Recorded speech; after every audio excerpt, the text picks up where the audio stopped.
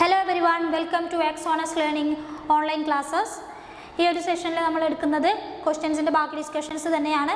46 മുതലുള്ള ക്വസ്റ്റ്യൻസ് ആണ് നമ്മൾ ഡിസ്കഷൻ ചെയ്യാൻ പോകുന്നത്. അപ്പോൾ ആദ്യം തന്നെ 46th ക്വസ്റ്റ്യൻ എന്താണെന്ന് നോക്കാം. Describe any two peacekeeping activities of the United Nations. United Nations എന്താണെന്ന് നമുക്കറിയാം. League of Nations എന്ന പേരിൽ അറിയപ്പെടുന്നതാണ് യുണൈറ്റഡ് നേഷൻസ് എന്നുള്ളത്. അപ്പോൾ അതിൻ്റെ ഏതെങ്കിലും രണ്ട് പീസ് കീപ്പിങ്സ് എഴുതാനാണ് പറയുന്നത്. ഏതെങ്കിലും രണ്ട് പീസ് കീപ്പിങ്സ് സമാധാന കരാറുകൾ എഴുതാനാണ് പറഞ്ഞിരിക്കുന്നത്. ആൻസർ എന്താണെന്ന് നോക്കാം. മോണിറ്ററിങ് ആൻഡ് സ്റ്റെബിലൈസിങ് സീസ് ഫയർസ്, പീസ് എഗ്രിമെൻറ്റ്സ്. മോണിറ്ററിങ് ചെയ്യുക, ഒന്നെങ്കിൽ അതിൻ്റെ വെടിനിർത്തലുകളും അതേപോലെ തന്നെ അത് സ്റ്റെബിലൈസ് ചെയ്യുക, അത് നിലനിർത്തുക എന്ന് വെച്ചാൽ ഒരു വെടിനിർത്തലുകൾ സ്ഥിരതപ്പെടുത്തുകയും അത് നിർത്തലാക്കുകയും ചെയ്യുക, അല്ലെങ്കിൽ ഇതാണ് ആദ്യം വരുന്നത്. അതേപോലെ പീസ് എഗ്രിമെൻറ്റ്സുകൾ നിലനിർത്തുക എന്നുള്ളതാണ് ആദ്യം വരുന്നത്. Traditional role of peacekeepers is not act as an impartial third party. ആദ്യകാലങ്ങളിൽ അല്ലെങ്കിൽ UN-ൻ്റെ ഒരു ആദ്യകാലങ്ങളിൽ UN എസ്റ്റാബ്ലിഷ് ചെയ്തിരുന്ന ആദ്യകാല സമയങ്ങളിലെല്ലാം കൂടുതലും UN പ്രവർത്തിച്ചിരുന്നത്, അല്ലെങ്കിൽ അതിൻ്റെ ഒരു ട്രഡീഷണൽ പരമ്പരാഗതമായിട്ടുള്ള ഒരു രീതി എന്ന് പറയുന്നത് ഒരു ഇംപാർഷ്യലായിട്ട്, ഒരു നിഷ്പക്ഷമായിട്ട് പ്രവർത്തിക്കുക, അല്ലെങ്കിൽ ഒരു തേർഡ് പാർട്ടി ആയിട്ട് നിലനിൽക്കുക എന്നുള്ളതായിരുന്നു ആദ്യകാലങ്ങളിൽ ഉണ്ടായിരുന്നത്. They deploy to monitor ceasefire and buffer zones to separate combatants and prevent to return to the violence. പക്ഷേ പിന്നീടുള്ള കാലഘട്ടങ്ങളിൽ അവരെന്ത് ചെയ്തു, ഒരു സീസ് ഫയർസ് നിർത്തലാക്കാനും വേണ്ടിയിട്ടും അതേപോലെ ഒരു ബഫർ സോൺസുകൾ, സെക്യൂർ ആയിട്ടുള്ള ബഫർ സോൺസുകൾ നിലനിർത്താനും അവർ ശ്രമിക്കാൻ തുടങ്ങിയിട്ടുണ്ടായിരുന്നു. Their presence provides security and stability, creating the space needed for political and diplomatic peace efforts to avoidance. പിന്നീടുണ്ടായിരുന്ന കാലഘട്ടങ്ങളിൽ അവരൊരു സെക്യൂരിറ്റി പ്രൊവൈഡ് ചെയ്യുക, അതേപോലെ ഒരു സ്റ്റെബിലിറ്റി, അവരുടെ പ്രസൻസ് തന്നെ അങ്ങനെ ഒരു കാലഘട്ടത്തിലേക്ക് മാറി. ഒരു സെക്യൂരിറ്റി പ്രസൻസ് അല്ലെങ്കിൽ ഒരു സെക്യൂർ ആയിട്ട് അല്ലെങ്കിൽ സ്റ്റെബിലിറ്റി നിലനിർത്താനുള്ള ഒരു ശ്രമങ്ങളിലേക്ക് UN ശ്രമിക്കുകയും ചെയ്തിരുന്നു. Creating space needed for the political and diplomatic peace efforts to avoidance. അതേപോലെ എന്തെങ്കിലും ഒരു വയലേഷൻസ് ഉണ്ടാവുകയാണെങ്കിൽ അവർ കൂടുതലും ഒരു പൊളിറ്റിക്കൽ ആൻഡ് ഡിപ്ലോമാറ്റിക് പീസുകൾ അത്തരത്തിലുള്ള ഒരു പീസ് ക്രിയേറ്റ് ചെയ്യാൻ, അല്ലെങ്കിൽ അത്തരം സ്പേസ് നിലനിർത്താൻ അവർ ശ്രമിക്കാറുണ്ടായിരുന്നു. രണ്ടാമത് വരുന്നത് protecting civilians and upholding the rules of law ആണ്. സിവിലിയൻസിനെ പ്രൊട്ടക്റ്റിംഗ് ചെയ്യുക, സിവിലിയൻസിനെ സിറ്റിസൻസിനെ അല്ലെങ്കിൽ സിവിലിയൻസിനെ പ്രൊട്ടക്റ്റിംഗ് ചെയ്യുക, അതുപോലെ തന്നെ റൂൾ ഓഫ് ലോ, നിയമവാഴ്ച നിലനിർത്തുക അല്ലെങ്കിൽ നിയമവാഴ്ച നടപ്പിലാക്കാൻ ശ്രമിക്കുക എന്നുള്ളതാണ്. The modern mission, a core task is the protection of civilians, establishing secure environments and safe zone. പിന്നീടുണ്ടായിരുന്ന ഒരു മോഡേൺ കാലഘട്ടത്തിൽ, ഒരു മോഡേൺ ഇറയിലേക്ക് വരുമ്പോൾ മോഡേൺ കാലഘട്ടത്തിലേക്ക് അവർ നോക്കുന്നത് സിറ്റിസൻസിനെ പ്രൊട്ടക്റ്റിംഗ് ചെയ്യുക, അതോടൊപ്പം തന്നെ ഒരു എൻവയോൺമെൻറ്റൽ സേഫ് സോൺസ് സെക്യൂർ ചെയ്യുക. എസ്റ്റാബ്ലിഷ് ചെയ്യുന്നത് എന്താണ്? പ്രൊട്ടക്ഷൻ ഓഫ് സിവിലിയൻസിൻ്റെ പ്രൊട്ടക്ഷൻ ഓഫ് സിവിലിയൻസിനെ പ്രൊട്ടക്റ്റ് ചെയ്യുക, അവരുടെ റൈറ്റ്സ്, ലൈഫ്, ഇതെല്ലാം പ്രൊട്ടക്റ്റ് ചെയ്യുന്നതിന് വേണ്ടിയിട്ടുള്ള ഒരു പ്രൊട്ടക്ഷൻ ഓഫ് സിവിലിയൻസ് എസ്റ്റാബ്ലിഷ് ചെയ്തു. അതുപോലെ തന്നെ എൻവയോൺമെൻറ്റും സേഫ് സോണും, സെക്യൂർ ആയിട്ടുള്ള എൻവയോൺമെൻറ്റും സേഫ് ആയിട്ടുള്ള എൻവയോൺമെൻറ്റും എസ്റ്റാബ്ലിഷ് ചെയ്യാൻ, നിലനിർത്താനും UN-കൾ ശ്രമിച്ചിരുന്നു. Peacekeepers also conduct peace building activities including the disarmament, demobilization, reintegration, ex-combatants. അതുപോലെ തന്നെ പീസ് കീപ്പേഴ്സ് കൂടുതലും ശ്രമിച്ചിരുന്നത് എന്താണ്? ഒരു പീസ് ബിൽഡ് ചെയ്യുക, പീസ് കീപ്പിംഗ് ആക്ടിവിറ്റീസ് ബിൽഡ് ചെയ്യുക, സമാധാനപരമായിട്ടുള്ള സഹവർത്തിത്വം നിലനിർത്താൻ ശ്രമിക്കുക, അല്ലെങ്കിൽ സമാധാനപരമായിട്ടുള്ള പ്രവർത്തനങ്ങൾ നിലനിർത്താൻ ശ്രമിക്കുക എന്നുള്ളതായിരുന്നു. അതിൻ്റെ ഭാഗമായിട്ട് ഡിസാസ്മെൻറ്റ്, നിരായുധീകരണങ്ങൾ ഉണ്ടായിരിക്കണം എന്ന് പറയുന്നു. ഇത്തരം കാര്യങ്ങൾ റീഇൻറ്റിഗ്രേഷൻ പ്രോസസ്സുകളിലൂടെയെല്ലാം ഒരു പീസ് കീപ്പേഴ്സ് നിലനിർത്താൻ ശ്രമിക്കുക എന്നുള്ളതാണ് പറയുന്നത്. They assist in strengthening national institutions, police, judiciary to restore the rule of law. അതുപോലെ അവരെ സ്ട്രെങ്തനിങ് ചെയ്തിരിക്കുന്ന നാഷണൽ ഇൻസ്റ്റിറ്റ്യൂഷൻസുകളായിട്ടുള്ള പോലീസിനെയും ജുഡീഷ്യറിയെയും സ്ട്രെങ്തനിങ് ചെയ്യാനും അത് കൃത്യമായിട്ട് നടപ്പിൽ വരുത്താനും അവർ UN ശ്രമിച്ചിട്ടുണ്ട്. 47 ആണ്. 47 ക്വസ്റ്റ്യൻ എന്താണെന്ന് നോക്കാം. Explain any 3 differences between state and government. സ്റ്റേറ്റും ഗവൺമെൻറ്റും തമ്മിലുള്ള ഏതെങ്കിലും 3 ഡിഫറൻസുകൾ എഴുതാനാണ് പറഞ്ഞിരിക്കുന്നത്. എന്താണ് സ്റ്റേറ്റും ഗവൺമെൻറ്റും തമ്മിലുള്ള ഡിഫറൻസ് എന്ന് നോക്കാം. ആൻസേഴ്സ് വന്നിരിക്കുന്നത് a state is a permanent and continuous entity with 4 key element population, territory, government and sovereignty. State എന്ന് പറയുന്നത് ഒരു പെർമനൻ്റ് അല്ലെങ്കിൽ സ്ഥിരമായിട്ടുള്ളൊരു എൻറ്റിറ്റി അല്ലെങ്കിൽ എലമെൻറ്റിനെയാണ് നമ്മൾ സ്റ്റേറ്റ് എന്ന് പറയുന്നത്. അതിന് 4 എലമെൻസുകളുണ്ട്. ഏതൊക്കെയാണ് 4 എലമെൻറ്റ്സ്? പോപ്പുലേഷൻ, ജനസംഖ്യ, അഥവാ ജനസംഖ്യ എന്ന് പറയുന്ന പോപ്പുലേഷൻ, ടെറിറ്ററി, ഒരു ഡിഫൈൻ ടെറിറ്ററി ഉണ്ടാവും, ഒരു ബോർഡർ ഉണ്ടാവും, അതിന് ഗവൺമെൻറ്, ഒരു ഗവൺമെൻറ് ഉണ്ടാവും, സോവറിറ്റി, പരമാധികാരം ഉണ്ടാവും. ഈ 4 എലമെൻറ്റോട് കൂടിയുള്ള ഒരു പെർമനൻറ്റ് എലമെൻറ്റ് അല്ലെങ്കിൽ പെർമനൻറ്റ് എൻറ്റിറ്റിയാണ് നമ്മൾ സ്റ്റേറ്റ് എന്ന് പറയുന്നത്. It does not change even if its government does. ഇനിയിപ്പോൾ ഗവൺമെൻറ് ചേഞ്ച് ചെയ്താലും അവിടെ സ്റ്റേറ്റിന് മാറ്റങ്ങളൊന്നും ഉണ്ടാവില്ല. കാരണം നമുക്കറിയാം ഗവൺമെൻറ് ഓരോ 5 വർഷം കൂടുന്തോറും മാറി വരുന്ന ഭരണങ്ങളാണ്. എന്നാൽ സ്റ്റേറ്റിലേക്ക് വരുമ്പോൾ സ്റ്റേറ്റ് അവിടെ ചേഞ്ച് ചെയ്യുന്നില്ല എന്നുള്ള കാര്യം കൂടി മനസ്സിലാക്കാം. A government is a temporary and can change through elections or other means. It is a body that comes and goes. എന്നാൽ ഗവൺമെൻറ് എന്ന് പറഞ്ഞു കഴിഞ്ഞാൽ, ഗവൺമെൻറ് സ്റ്റേറ്റ് എന്ന് പറയുന്നത് പെർമനൻ്റ് ആണ്.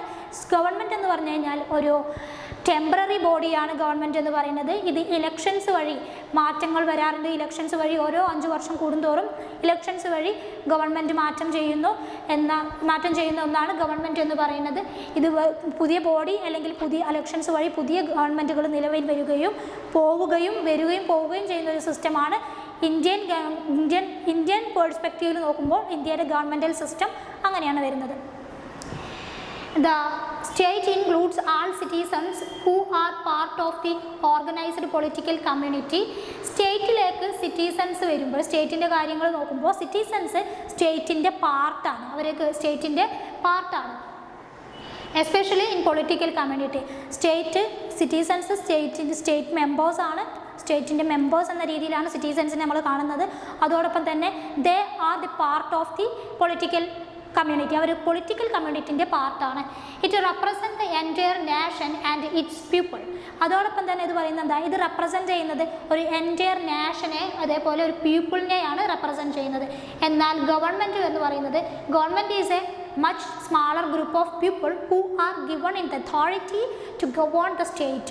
എന്നാൽ ഗവൺമെൻറ്റിലേക്ക് വരുമ്പോഴെന്താണ്? ഗവൺമെൻറ് എന്ന് പറയുന്നത് ഒരു ഗ്രൂപ്പ് ഓഫ് പീപ്പിൾ മാത്രമാണ് ഉൾപ്പെടുന്നതിനെയാണ് ഗവൺമെൻറ് എന്ന് പറയുന്നത്. അവരെന്ത് ചെയ്യുന്നു?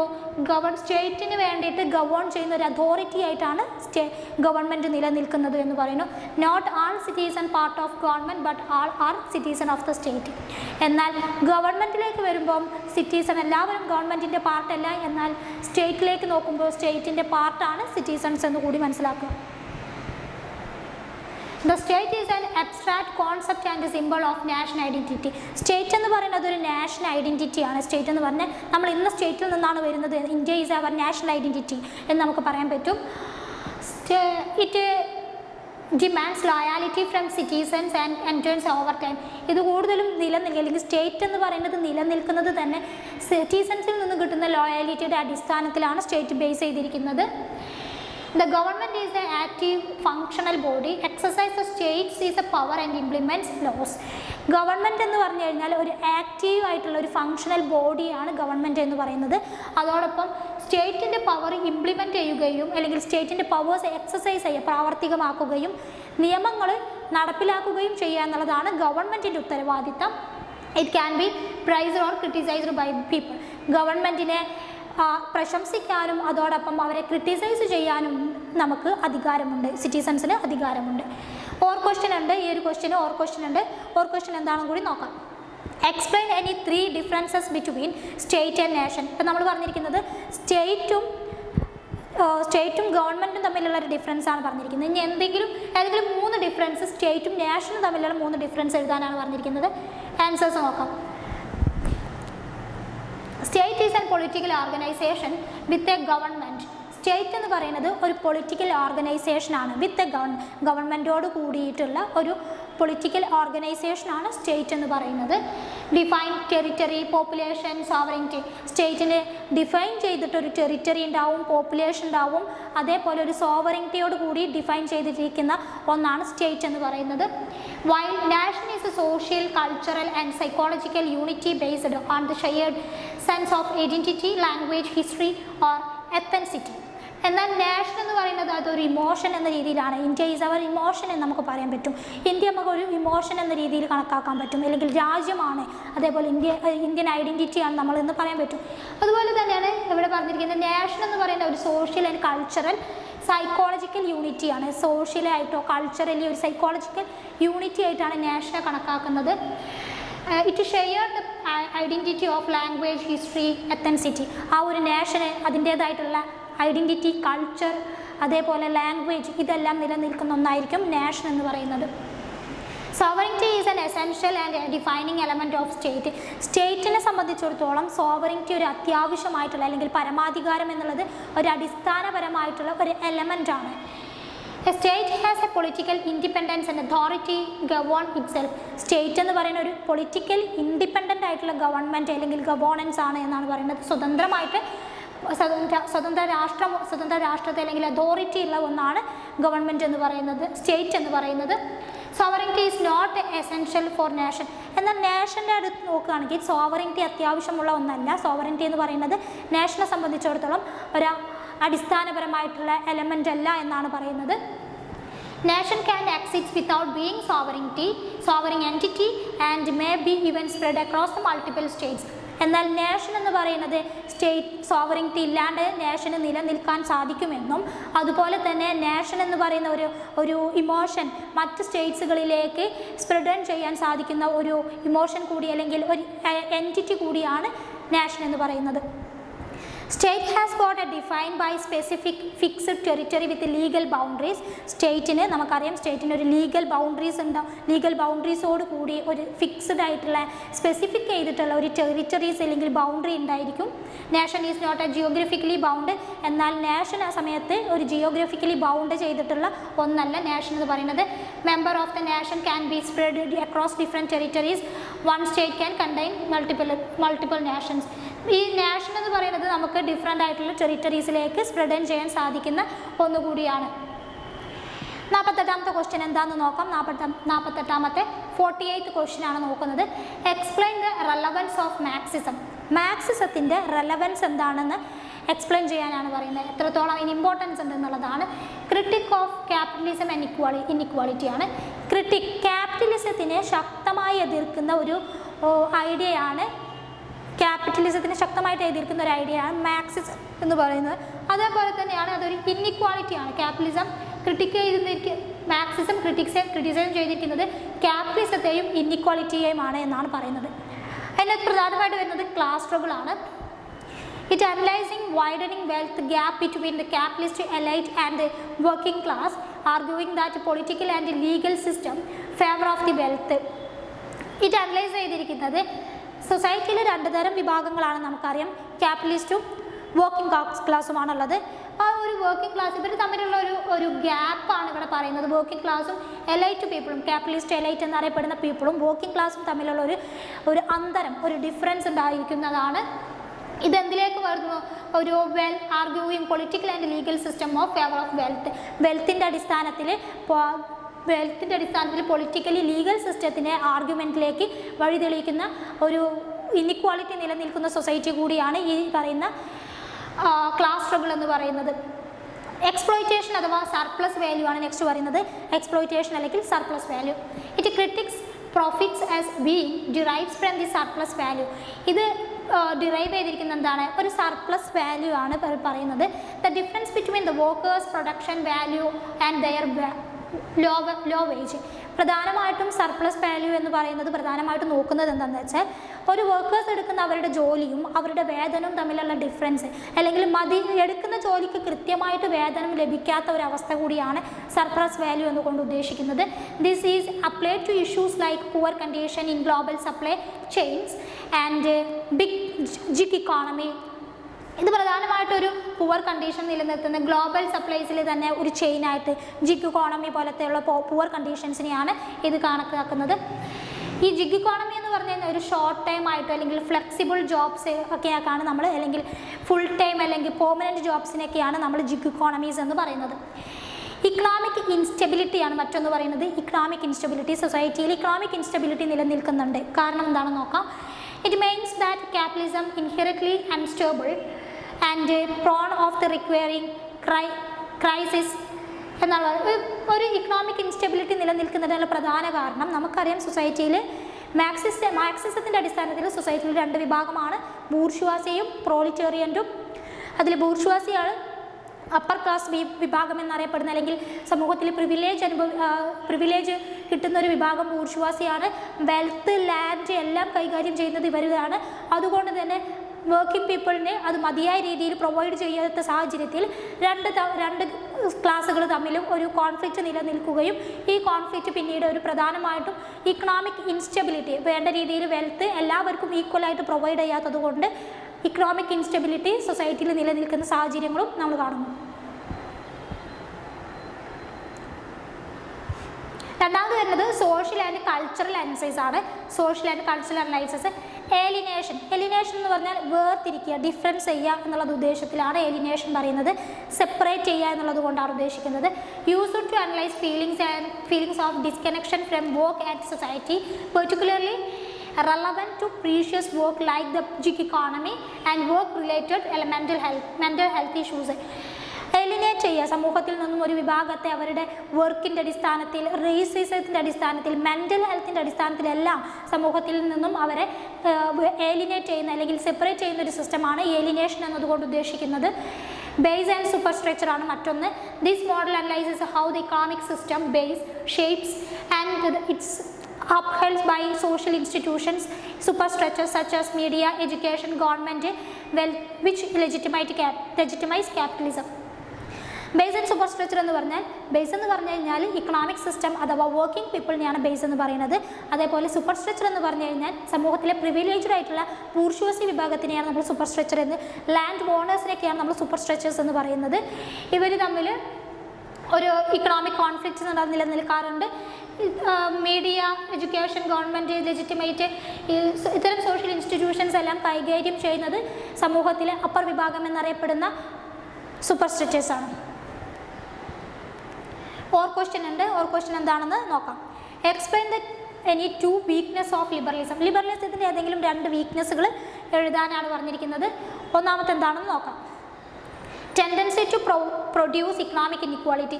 ഒരു ഇക്കണോമിക് ഇൻഇക്വാളിറ്റി പ്രൊഡ്യൂസ് ചെയ്യുന്നതിനുള്ള ടെൻഡൻസി, സാമ്പത്തിക അസമത്വം പ്രൊഡ്യൂസ് ചെയ്യുന്നതിനുള്ള ഒരു ടെൻഡൻസി ഉണ്ടാവും.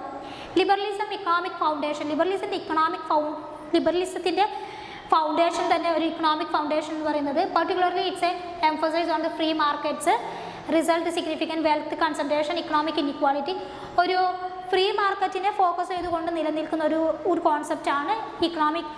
ഫ്രീ മാർക്കറ്റിനെ ഫോക്കസ് ചെയ്തുകൊണ്ട് നിലനിൽക്കുന്ന ഒരു കോൺസെപ്റ്റാണ് ലിബറലിസം എന്ന് പറയുന്നത്. പക്ഷേ അവിടെ പ്രോപ്പറായിട്ട് വെൽത്ത് പ്രോപ്പറായിട്ട് ഈക്വലായിട്ട് ഡിവൈഡ് ചെയ്യാൻ കഴിയാത്ത സാഹചര്യങ്ങളിൽ ഇക്കണോമിക് ഇൻഇക്വാലിറ്റീസ്, അസമത്വങ്ങൾ, സാമ്പത്തിക അസമത്വങ്ങൾ നിലനിൽക്കാനുള്ള സാധ്യതയുണ്ട്. ഫ്രീ മാർക്കറ്റ് ഐഡിയോളജി ഫോളോ ചെയ്യുന്ന ഒരു കോൺസെപ്റ്റാണ് ലിബറലിസം എന്ന് പറയുന്നത്. Early classical liberalism was build on the principle of ലേസേഴ്സ് fair economies, minimal governmental interference ഒക്കെയാണ് ഫ്രീ മാർക്കറ്റിനകത്ത്. അതൊരു വീക്ക്നെസ് അല്ല, പക്ഷേ അതിൻ്റെ ലിബറലിസം എന്നൊരു കോൺസെപ്റ്റിന് ഉദ്ദേശിക്കുന്നത് തന്നെ ഫ്രീ മാർക്കറ്റ്സും ലേസേഴ്സ് ഫെയർ ഇക്കണോമിക് സിസ്റ്റവും ഗവൺമെൻറ്റിൽ ലാക്ക് ഓഫ് ഗവൺമെൻറ്റൽ ഇൻ്റർഫറൻസുമാണ് പറയുന്നത്. ഗവൺമെൻറ് ഇൻ്റർഫറൻസ് കുറവായിരിക്കും അതിൻ്റെ അകത്തെന്ന് പറയുന്നത്. ഇൻഇക്വാളിറ്റി ഓഫ് ഔട്ട്കംസ് ആണ് പറയുന്നത്. എന്നുവെച്ചാൽ നമുക്ക് കിട്ടുന്ന ഒരു ഔട്ട്കമ്മിനകത്ത് ഉണ്ടാകുന്ന ഇൻഇക്വാലിറ്റി, സമൂഹത്തിലെ ഇൻഇക്വാലിറ്റീസ് ഉണ്ടാവാറുണ്ട്, അസമത്വങ്ങളാണ് പറയുന്നത്. Liberalism champions principle of equality of opportunity, but it does not guarantee equality of outcome. Liberalism എപ്പോഴും ഫോക്കസ് ചെയ്യുന്നത് ഒരു ഇക്വാലിറ്റി ഓഫ് ഔട്ട്കം എന്ന പ്രിൻസിപ്പിളാണ്, അല്ലെങ്കിൽ ഇക്വാലിറ്റി ഓഫ് ഓപ്പർച്യൂണിറ്റി എന്ന് പറയുന്ന ഒരു പ്രിൻസിപ്പിളാണ് ലിബറലിസം ഫോക്കസ് ചെയ്യുന്നത്. എന്നാൽ എല്ലാ സമയങ്ങളിലും ലിബറലിസത്തിന് അത്തരം ഒരു ഔട്ട്കം കിട്ടാൻ അല്ലെങ്കിൽ ഔട്ട്കം കൊടുക്കാൻ കഴിയാത്ത സാഹചര്യങ്ങൾ ഉണ്ടാകാറുണ്ട്. ഇറോയിസം ആൻഡ് സോഷ്യൽ കോയിഷൻ, സോഷ്യലി വരുന്ന ഒരു വീക്ക്നെസ് ആണത്, സോഷ്യലി വരുന്ന ഒരു വീക്ക്നെസ് ആണ്. മറ്റൊന്നാണ് liberalism can weaken traditional source of communal identity, solidarity such as family, local community, shared moral traditions. Liberalism എപ്പോഴും വീക്ക് ആവാനുള്ള പ്രധാന കാരണം എന്ന് പറയുന്നത് ലിബറലിസത്തിൻ്റെ സോഴ്സസ് ഇപ്പോഴും ട്രഡീഷണൽ സോഴ്സസുകളാണ് ലിബറലിസം യൂസ് ചെയ്യുന്നത്.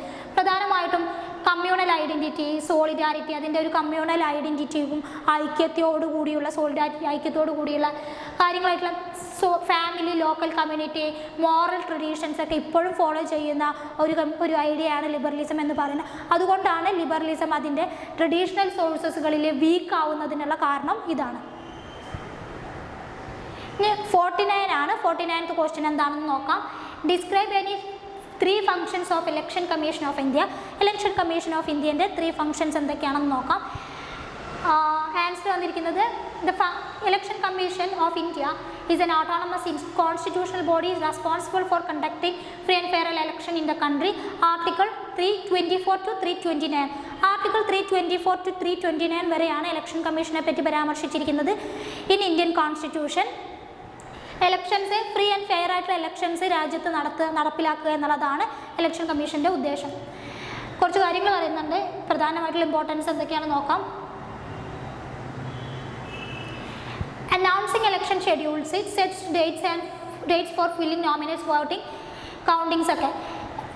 എലക്ഷൻ സമയത്ത് കൗണ്ടിങ്സ്, അതേപോലെ വോട്ട് തുടങ്ങിയ കാര്യങ്ങൾ, അല്ലെങ്കിൽ എലക്ഷൻസ് ഷെഡ്യൂൾ ചെയ്യുന്നത്, അനൗൺസ് ചെയ്യുക എന്നുള്ളതാണ് ആദ്യത്തെ ഇമ്പോർട്ടൻ്റ് ആയിട്ടുള്ള ഒരു ഫംഗ്ഷൻ എന്ന് പറയുന്നത്. പ്രിപ്പയറിംഗ് ഇലക്ട്രൽ റോൾസ് പ്രിപ്പയറിംഗ് ചെയ്യുക, എസ്പെഷ്യലി ID കാർഡ്സ്, വോട്ടേഴ്സിൻ്റെ ID കാർഡ്സിലുണ്ടായിരുന്ന ഇഷ്യൂസ്, അതേപോലെ ഇലക്ട്രൽ റോൾസുകൾ അപ്ഡേറ്റ് ചെയ്യുക, എലിജിബിൾ ആയിട്ടുള്ള വോട്ടേഴ്സിനെ ഐഡൻറ്റിഫൈ ചെയ്യപ്പെടുക, അത്തരം കാര്യങ്ങളൊക്കെ പ്രിപ്പയറിംഗ് ചെയ്യുക, ഇലക്ട്രൽ റോൾസിന് വേണ്ടിയിട്ടുള്ള പ്രിപ്പറേഷൻസ് ചെയ്യുക എന്നുള്ളതാണ്.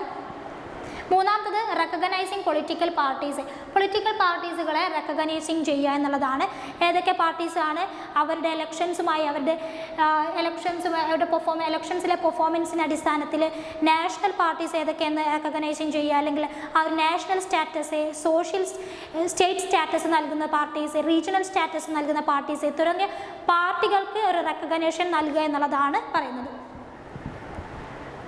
അഡ്വൈസിങ് ഓൺ ഡിസ്ക്വാളിഫിക്കേഷൻസ്, പാർലമെൻറ്റിലേക്കും അതേപോലെ സ്റ്റേറ്റ് ലെജിസ്ലേറ്റീവ് അസംബ്ലിയിലേക്കും മെമ്പേഴ്സിനെ ഡിസ്ക്വാളിഫിക്കേഷൻസ്, അവരുടെ എന്തെങ്കിലും ഡിസ്ക്വാളിഫിക്കേഷൻ ചെയ്യാനുള്ള ഉപദേശം നൽകാനുള്ള അധികാരം പ്രധാനമന്ത്രിക്കും ഗവർണർക്കും അത്തരം ഉപദേശങ്ങൾ നൽകുന്നതിനുള്ള അധികാരം നൽകുന്നത് ഈ ഇലക്ഷൻ കമ്മീഷനാണ്. Opinion on corruptions opinion on the president, governor regarding.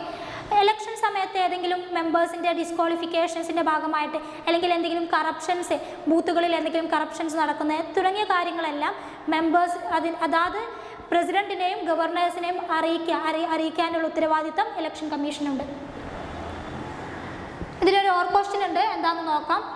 Name any 3 pressure groups linked to the trade unions. Trade യൂണിയൻസിൻ്റെ 3 പ്രഷർ ഗ്രൂപ്പ്സുകളെ, ട്രേഡ് യൂണിയനുമായി ബന്ധപ്പെട്ടുള്ള ലിങ്ക് ചെയ്തിട്ടുള്ള പ്രഷർ ഗ്രൂപ്പ്സുകൾ ഏതൊക്കെയാണെന്ന് 3 എഴുതിയാൽ മതി.